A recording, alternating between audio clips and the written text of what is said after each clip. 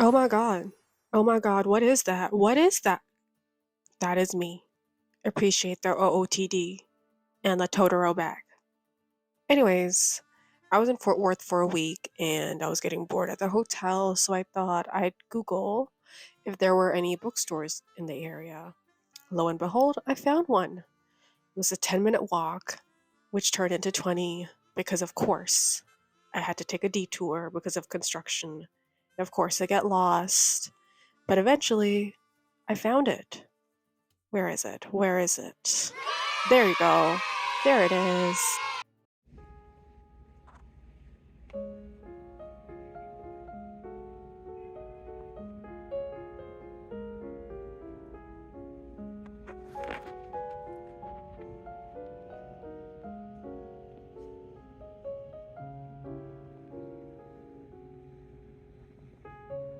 Barber's Bookstore is apparently the oldest bookstore in Texas, founded in 1925.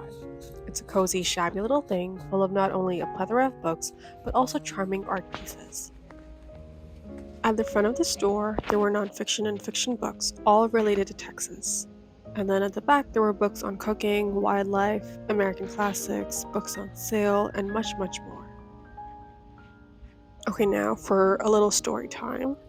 So, since I was here in Texas, I thought it'd be fitting for me to buy a book written by an American author.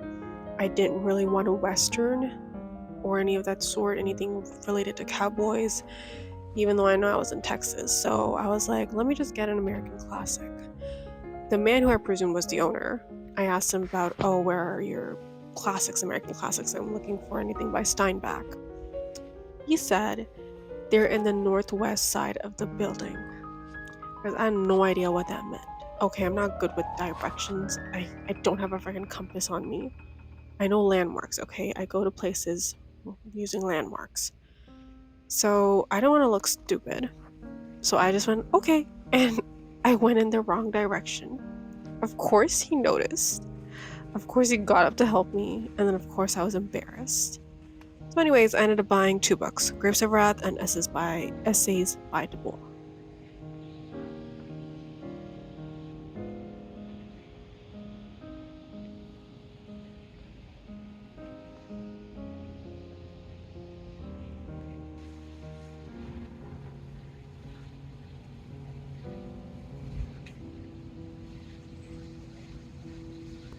The second floor of this bookstore mainly carried children's books and books on geopolitical issues, I noticed.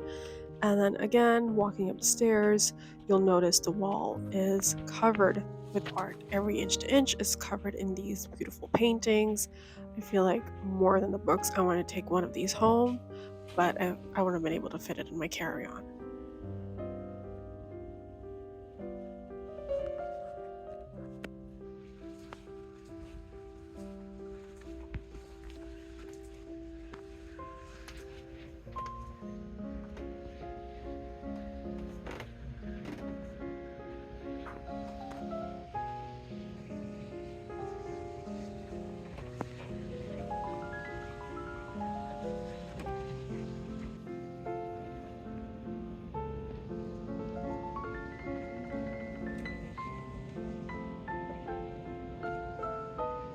So, yeah, if you're ever in Fort Worth, Texas, definitely check out this hidden gem. Even if you aren't a book or an art lover, this place is still a delight for the eyes. From its tightly knit rows, stacks of messy books, a little winding staircase, or the nooks and crannies, this is a place you can easily enjoy getting lost in.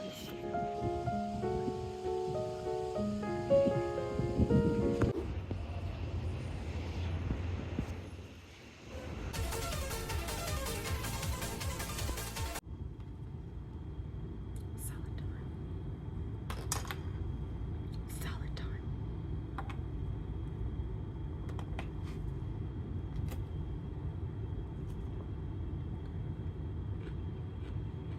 Here we go.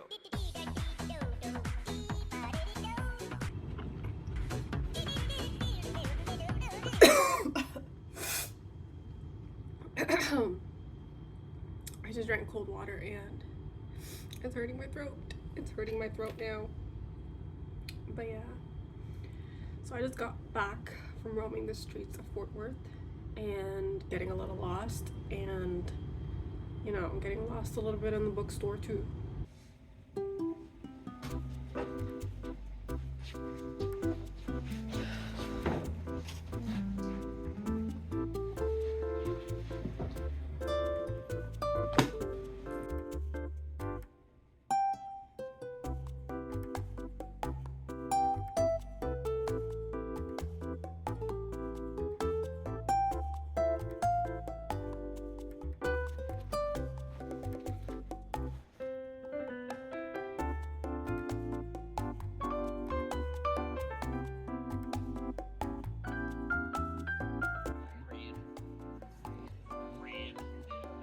Apparently the brown bread is really good.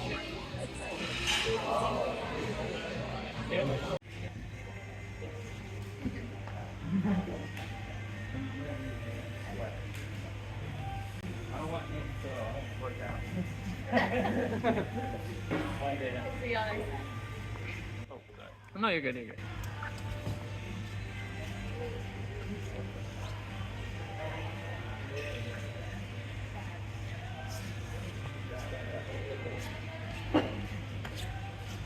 Nice. No, you're allowed to grab the side. Yeah.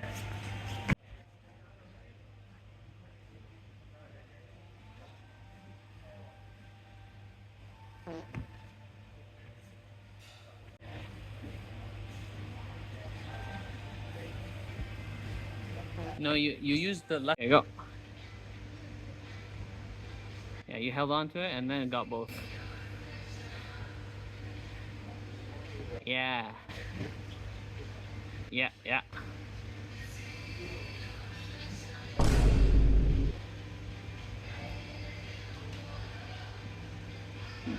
Yeah, yeah, yeah.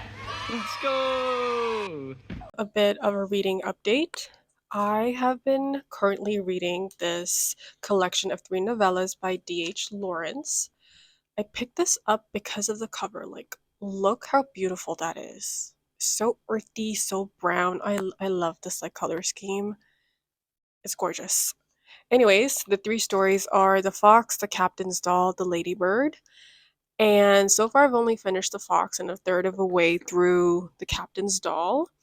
The reoccurring theme seems to be that there are 2 women living somewhat independently, and then a man disrupts that solitude, and then we see what happens to those characters after. So the first one, The Fox, is about Banford and March, 2 women in their early 30s struggling to run a farm. Their lives are changed when a man named Henry shows up at their doorstep and starts to make a move on March. I'm a third of the way through The Captain's Doll, and I would say the writing style of Lawrence is very similar. He's very detailed, it's very immersive, he's really good at connecting, the natural environment and world to the emotions um, of the characters and how it's reflective and really fleshing out the thoughts and emotions of these characters.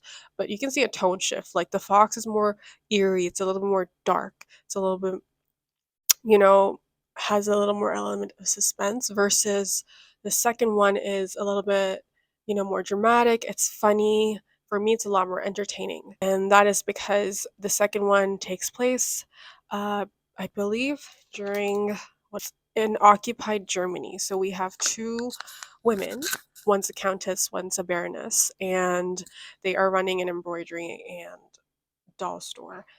And one of them, named Hanale, I believe. I don't know if I'm like pronouncing these names wrong, but Hanale, I think it's Hanel. Hanel is the one who's a doll maker, and is having an affair with an English soldier who is married. And then this woman, his wife, shows up at her store, and then there's like a little fight that ensues because she starts questioning her man. She's like, "Are you gonna go back to your wife? Are you gonna make love to her? What about me?" And that's where I kind of stopped. It's interesting to see uh, what a man wants versus what a woman wants in a relationship and the tug of war that these two kind of sexes go through. It seems like it's going to be 3 toxic love stories. It's nice. It's nice seeing the dark side of love. You know, usually it's very sweet and romantic and sometimes very unrealistic. This is a nice, you know, a realistic look at the darker side of love. Okay, I'm going on a tangent. I'm going to start going on a tangent, so I'm going to stop it here. Okay, bye.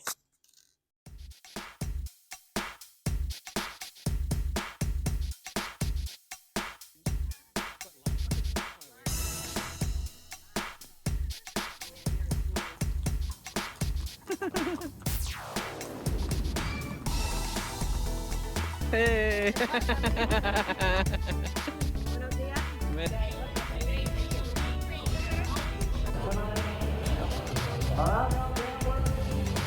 Love to see that metal box of domination swing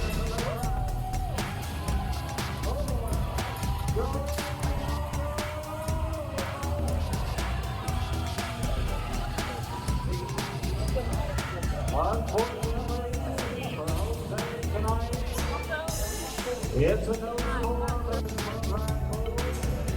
Let's see if she does.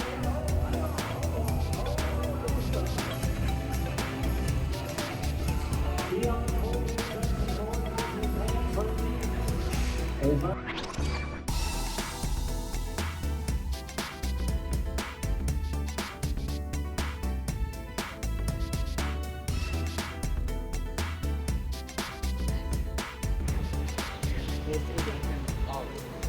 Thank you.